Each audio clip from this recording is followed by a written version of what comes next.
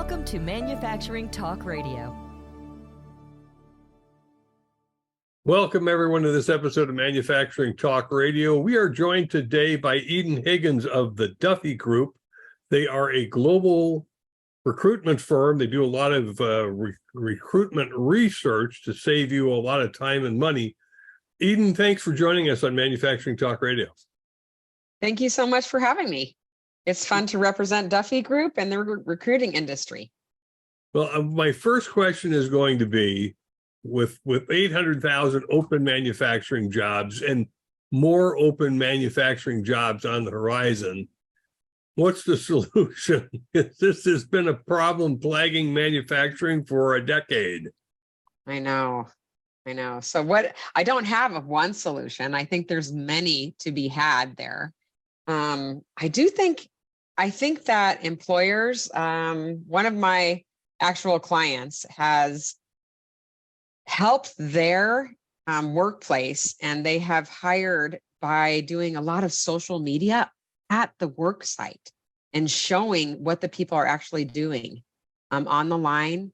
Showing the work environment. It's like somebody actually wears one of those cameras on their helmet, and they walk around and they show it, and they show how great of a place it is to work. And also realistically, this is what you're dealing with. It's hot. It's going to be, and being realistic about the job. And their turnover has been less because they're realistic about the expectations when they come in, and they are getting more people because a lot of social media is a way to get people interested in your company. So I know that's something new, but I don't think it's going to help 8,000 positions be filled like that, right? Well, I understand. I'm going to let Lou jump in here for a minute, but I just want to touch on education. Mm-hmm. Years and years ago, they took out shop classes out of education, and I think created a terrible disconnect for manufacturing. How far apart is education today for what manufacturers need for the future? Wow, great question. So in Phoenix, where I am, the community colleges work very closely with the incoming manufacturing in the businesses that are coming into Phoenix. So we have a lot of semiconductor and solar panel manufacturing. And in Phoenix, we the education there, the high schools and the community colleges are building classes around what the incoming and existing manufacturers need. So they're creating curriculum based on what those employers need in Phoenix. I'm not sure in other areas of the country, but I see, have you heard about that in other areas of the country as well, that the community colleges and high schools are trying to get these people and the kids and the candidates ready for these new and incoming positions, or no? Because it is happening here. It is happening here. What we've seen when Tim and I started Manufacturing Talk Radio in 2013, 10 years ago, and the manufacturing workforce was really shrinking rapidly. Yes. And at that time, 10 years ago, parents were still saying, I want my little kid to go to college and get a degree. Well, when you get the good degree, you also get a $200,000 debt. And I know it takes almost a lifetime to pay it off. The government isn't going to help.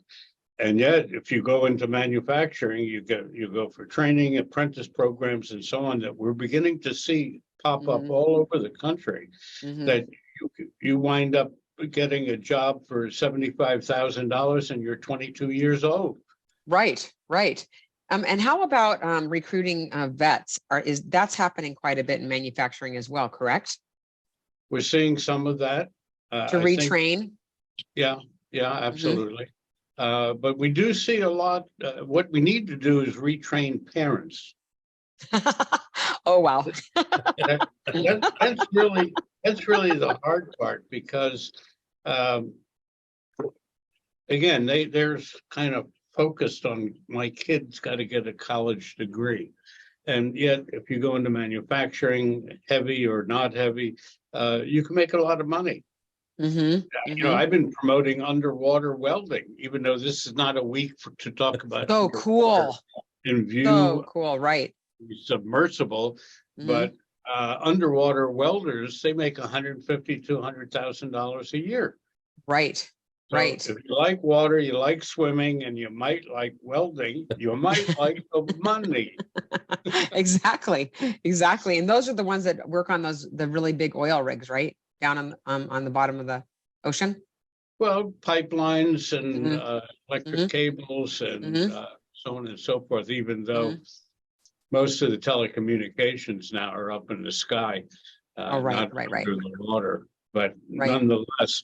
So tell us a little bit more about what you do in regards to recruiting, because Mhm. recruiting today is not what recruiting was. Oh, no, it's not. It's not. So So, what's Duffy different? Group, yeah, Duffy Group, we are a little bit different. And do you want me to speak about Duffy Group or recruiting overall, how it's changed? 'Cause One and the same. I've been Tell in, us how you do it. oh my gosh. So I've been in recruiting with Duffy Group since 2000. So it's really easy for me to say, okay, it's 2023. I've been here for 23 years. Before that, I was in human resources. So boy, it has changed so much. But Duffy Group has always been research driven, and we are very particular about sourcing very specific candidates for our clients. So we actually go in, we're headhunters. We're the OG original headhunters. So we're calling in and saying, hey, Lou, are you busy? I have a job that you that you might be interested in. We're that person. And you Help know, take me out. Take me out of here. yeah, yeah, you get a phone call. Wait, can't take that right now, you know. So we're the original people that have been calling. We've been calling and cold calling into people and candidates, and even without the internet. So we would call into the receptionist way back when there was no real internet, and we would say, hey, I'm looking for a manufacturing engineer. And and then we would make up a tiny little story that maybe I was calling from a machine company and it was broken and I was calling somebody back. Please get me to the floor. And then they'd send me to the floor, and then we'd have to pitch the role to the manufacturing engineer. So that was so long ago that we did that. But now we have, the internet, LinkedIn, different conferences and stuff that we work on. But we are very targeted. We talk to our clients and see what they want. We build a candidate pipeline of these hard to fill roles. And sometimes when we're doing our research, we even give our clients competitive breakdowns of the organizational charts of their competitors. So we're super kind of spy, very niche-y and very much research driven if our client wants that, right? And then we identify the great candidates, we pitch and talk to them, and we vet them out according to what our clients want. Culturally, we vet them out. Compensation-wise, we vet them out. And then we deliver the resume along with our interview notes to our clients. And we deliver the first candidate within 10 to 15 business days, which is super fast when you start from scratch. And then we also 75% of our candidates that we deliver to our clients are actually interviewed by the hiring leader. So I know, Lou, you hire a lot of people, right? And do you ever work with recruiters or Tim? No. Okay. So maybe But we probably later. should. Okay, I'll we talk. should. Do you want me to talk about this right now? Do you want me to tell you why you should Sure, use go us? ahead. Pitch me. Pitch me. Well, so I'll say, so a lot of times, a lot of recruiters are competition. They just, they'll have a bunch of resumes and they'll just throw them at you, right? And you'll ask for a manufacturing engineer, a process engineer, or some sort of very specific skill set. And they'll say, I think that this person kind of has those on their resumes, and they'll just throw them at you in your email. We don't do that. We submit 3 to 5 candidates per position, and 75% of our candidates, like I said, are interviewed by the hiring leader. So there's no wasted time. So that's something that's great. And we're a little bit different. We're super specific. We work with only you, Lou and Tim, if you were going to use us. And we don't take that resume that we sent to you and send it to all your competitors and say, hey, are you interested in this? Because they have the same opening. Every manufacturing company probably that surrounds you guys, they're looking for similar skills, right? But we only Right. work exclusively with our clients. We don't take that resume and then throw it out to the universe and say, is anybody interested in hiring this person? We only work with you guys. So that's how we're different. One of the things that we've noticed, unfortunately, is in a company doing their own search and destroy missions and hiring and interviewing and so on and so forth, that unfortunately, and I've experienced this ourselves very recently, that doing it on our own, we don't have that skill set to do what you're doing. Okay, even though I'm doing this 51 years, Well, yeah, I don't have the skill set to weed through right. the candidates the way you do. Mhm. So we had recently a position open, Mhm. and we went through 30, 40 resumes. Oh, We narrowed it down to 8 candidates, okay. and 1 showed up. Oh, shoot. I said more than oh shoot. Yeah. And didn't, 1 showed up. and those 8 candidates had all applied to you, right? Oh yeah, yeah. So they said that they were interested. They applied to us. We had a telephone interview. Pre-screen. Okay. And we pre-screened them, and we set it up for them to come in, and that's it. No shows. And it's very disheartening. And I don't know if that's because those people are on unemployment and they needed a name to give to unemployment. Oh. To say they went looking for a job. 7 people like that, though? I mean, Well, I got 7 that looks like it. that's crazy. That is so crazy. It is. Oh my gosh. It is. That- And waste of time and Oh, yeah. waste of my time. I don't have time for that. Right. No, that's So that's a good argument to go to a Duffy Group headhunter Mhm. to do all the investigation and research that needs to be done. What is your success ratio in placements? In placements, we have about in my group, we have about 69% on all the positions that we work on. And gosh, that is all of the searches that we've had in a year. So some of our clients will stop the search because they'll decide not to fill the role. And we also vet our candidates, the 3 to 5 that we submit, against internal candidates. So some of our clients will say, we have a really great marketing manager and she wants to be a marketing director, but we want to go out and make sure that she's better than any of the marketing directors that are out there in this industry. So then we'll give them a slate of candidates. And sometimes, when you get to the C level, same thing. You have a VP that wants to be the CIO, COO or something. And then we may have another slate of candidates to vet up against this VP. And a lot of times that internal candidate gets it. And then the company's done the due diligence that they really have the best candidate in the role. It helps that. So we do that too. So we're about 69%, and which is very, very good for our industry. One of the second hardest part about looking to bring on new staff is that once you've got them in-house, how do you keep them? Wow. Retaining employees is not easy. No. We are very fortunate. We have people that are with us decades, similar to you and Duffy. Right. Oh, wow. So we do have decade-long people, but that's hard. The Gen Zs, for $5 more a week, they're down the road at the next location. Right. I think it's treating them well, right? I mean, one of the recent articles that I read said that the reason people stay is because of their manager, the person that manages them directly, right? So a supervisor, a manager, a director, it could be we've been super blessed, and Kathleen Duffy is awesome, and she takes care of everybody and in our organization. So that's why we've stayed. 23 years. I don't think you hear that anymore. And we do have some Gen Z that we individuals that we have hired pre-COVID. So they now have been with us for 3 years, 2 years. So we are doing well with that and giving them, I mean, it is hard because they're looking for something different and a little bit more emotional support and help, than like I'm, in the middle of baby boomer and whatever the next one, Gen X or whatever. I don't know.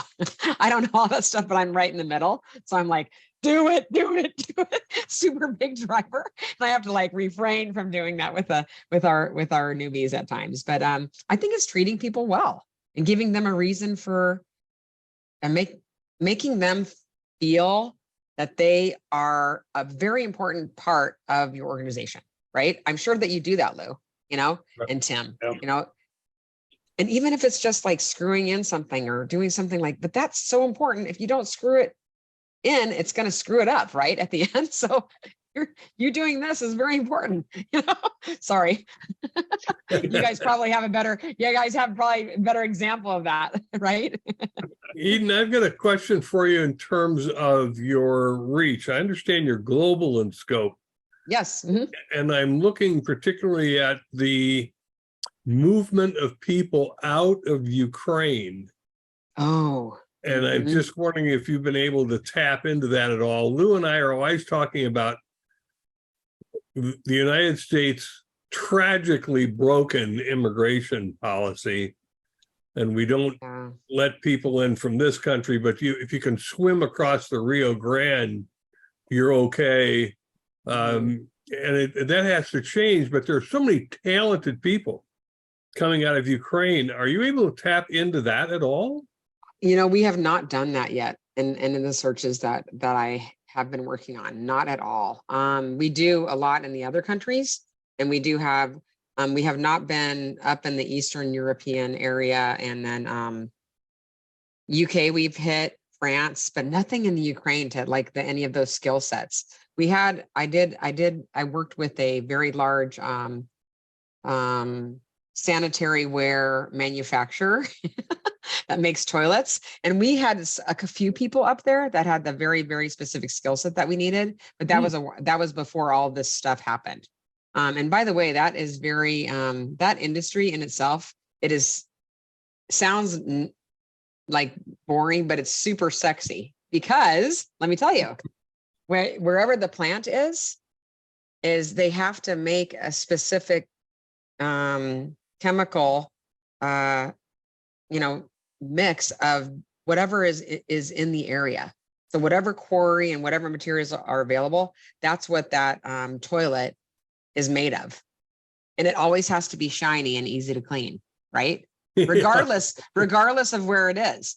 So there's actually chemists, and it's very, very difficult and super high tech to make that toilet that we sit on every day, or other countries stand over or whatever. So really, really cool. Didn't even know that, but you had asked about the Ukraine. We have not done that, but we do. A lot of our clients do hire TN1, which is the NAFTA, from Canada or Mexico or down south, and then also Australia, the E1, because those are easier.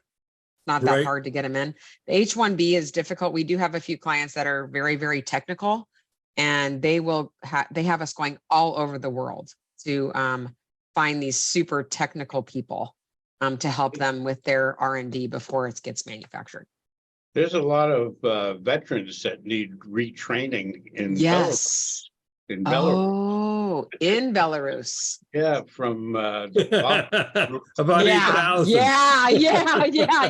Oh, I would imagine. What's the update on that today? What's happened? Anything new today? All I heard was that the head of Wagner is in a hotel in Minsk that has no windows. Yeah, right. Needs to keep his head down. Seems as though that Russian leaders have a tendency of going out of windows. Oh, geez. That's just awful. That's awful. Yeah. But we, on another note, I do help people just kind of on the side with people that are looking for work. And I did recently speak with a vet, and he was so great. And he was one of the guys that is on the front of the line, you know, the first one in. And so he understands life and death situations, right?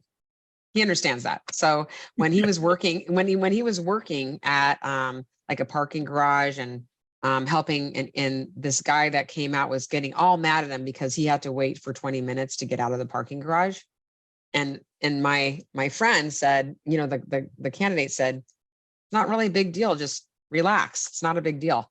And he ended up, you know, not losing his job, but thinking this is not what's for him, because he really knows what a big deal is. So these vets, you know, they get in these stressful situations that are stressful for the people like us, like, oh, I have to wait 20 minutes, you know, blah. And he said, relax. It's not a life and death situation. So for those vets, we need to get them somewhere that they can have like their own decision-making capabilities and retrain them to be. I think manufacturing would be fantastic for them. A lot of them, you know. Sure. And another one that I met was training to be a plumber. But we have at Arizona State University, we have the Pat Tillman Foundation. Have you heard of that? They help vets. Pat Tillman, he went to Arizona State University, and he was you know, killed in line of fire. And so they have a nice foundation that helps vets get back on their feet and to get employed in our community. So that's wonderful. And this person that's how I met these people. Speaking about your community, I just wanted to mention to our audience that Duffy Group just won 2 awards. One called the Impact Award. The first one is for an economic driver, and the other is exceptional workplace. Thank you. So I asked the question about your workplace, how many people you have working for you, and you've got 50 people in Phoenix. So you're doing a great job. And you know, our audience should know that.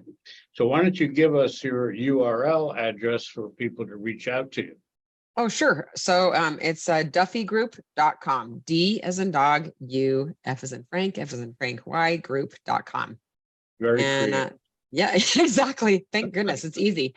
And you can, you know, kind of look around. We have a nice website, and we also have a really pretty big LinkedIn page. We're pretty active on that, and a lot of social media. And then Kathleen Duffy wrote a book, and there's a little bit of it's about recruitment research and the escapades that we've gone through as a company for the last, you know, 30 plus years. You know, our company started out of her kitchen table. Kathleen, she was working at a retained search firm, and the search firm moved to California, and she didn't have a job and had a baby. And she's like, what am I going to do? So she started working and researching on her own and being a recruiter. And then lo and behold, now, you know, we were teetering around 20 people for years and years and years. And then we pretty much blew up right before COVID, and we really grew. And we grew during COVID too, which was crazy. That's excellent. That's excellent. Do you have any parting words for us, for our audience, in terms of how to get in touch with you? What's the process? Oh, sure. In dealing with a headhunter or gosh. Duffy Group, whichever they choose. Sure. Well, we're the best, first of all. Okay. Of course. So call us first. And you know, like it's E Higgins at duffygroup.com, EHIGGINS at duffygroup.com. And you can go to our website and check us out. But I think when dealing with a headhunter, if they call you about a position, and maybe you have been called by a headhunter before, make sure that headhunter has a relationship with the company that they're working with. And also make sure that they have an agreement, that they're not using your resume just to sell and get in there the first time. You don't want to be that first resume they see, that company. So and then if you need a recruiting company at a headhunter to work for you and your company, give us a shout and we can talk through and learn about your recruiting challenges and see if it would be a fit to work together. Be really fun. Eden, thanks for joining us on Manufacturing Talk Radio. We appreciate you being here. Thanks, Tim. Thanks, Lou. Thank you. And I'll share one parting comment with our audience. What's more expensive, a lot more expensive than a headhunting firm, is a bad hire. Oh my gosh, so true. And turnover, yes, amen, brother. Bad hire is an awful expensive mistake. So check out Duffy Group, and thanks for joining us on this episode of Manufacturing Talk Radio. Bye all. My God. Thanks, guys. Bye-bye. Bye-bye. That's our show for today. Thanks for listening. If you enjoyed this episode and would like to support the show, please like and subscribe, share on social media, or leave a review.